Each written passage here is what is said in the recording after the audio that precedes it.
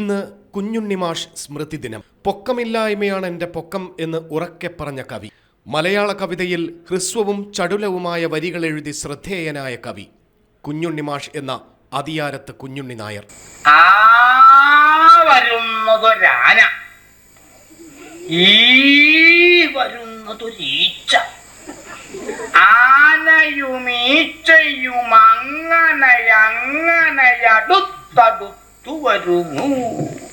മലയാളത്തിന്റെ ആധുനിക കവിതയിൽ ദാർശനിക മേമ്പൊടിയുള്ള ഹ്രസ്വ കവിതകളാൽ ശ്രദ്ധ നേടിയ ചെറിയ മനുഷ്യൻ. ഒരു കുട്ടിയും കണ്ടുമുട്ടി, എന്നിട്ടും അവർ തമ്മിൽ കൂട്ടിമുട്ടി, അതുകൊണ്ട് അവരുടെ മണ്ട പൊട്ടി. തൃശൂർ ജില്ലയിലെ വലപ്പാട്ട് ഞായപ്പള്ളിയില്ലത്തെ നീലകണ്ഠൻ മുസത്തിന്റെയും അതിയാരത്ത് നാരായണിയമ്മയുടെയും മകനായി 1927 മെയ് 10 ജനിച്ചു.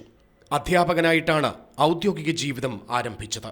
വലിയ ആശയങ്ങൾ ലളിതമായി അവതരിപ്പിച്ച കവി. തന്റെ 11ാം വയസ്സിൽ 6ാം ക്ലാസ്സിൽ പഠിക്കുമ്പോൾ തന്നെ കവിതകൾ എഴുതി തുടങ്ങിയ കവി.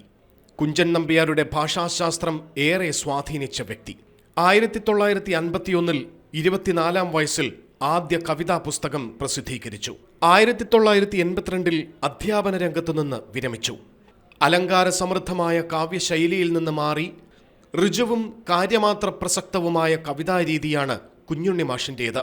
ഇത് കുട്ടികളെയും മുതിർന്നവരെയും ഒരുപോലെ ആകർഷിച്ചു. ഈരടികൾ മുതൽ 4 വരി കവിതകൾ വരെയുണ്ട്. ഭാഷാശുദ്ധിയാണ് കുഞ്ഞുണ്ണി മാഷിന്റെ പ്രത്യേകത. പഴഞ്ചൊല്ല്, കടങ്കഥകൾ എന്നിവയിൽ പ്രകടമാകുന്ന ഭാഷാസ്വരൂപവും കാവ്യഭാവനയും മികവുറ്റതാണ്. കവിതാരചനയോടൊപ്പം കഥയിലും ചിത്രരചനയിലും കുഞ്ഞുണ്ണി മാഷ് പ്രാഗൽഭ്യം തെളിയിച്ചിരുന്നു.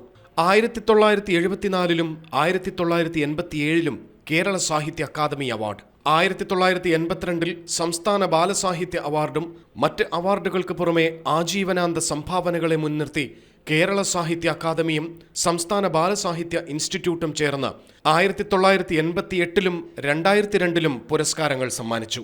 അവിവാഹിതനായ കുഞ്ഞുണ്ണി മാഷ് 2006 മാർച്ച് 26 79ാം വയസ്സിൽ ഈ ലോകത്തോട് വിട പറഞ്ഞു. വലിയൊരു ലോകം മുഴുവൻ നന്നാവാൻ ചെറിയൊരു സൂത്രം ചെവിയിലോതാം ഞാൻ. എന്താ? സ്വയം നന്നാവുക.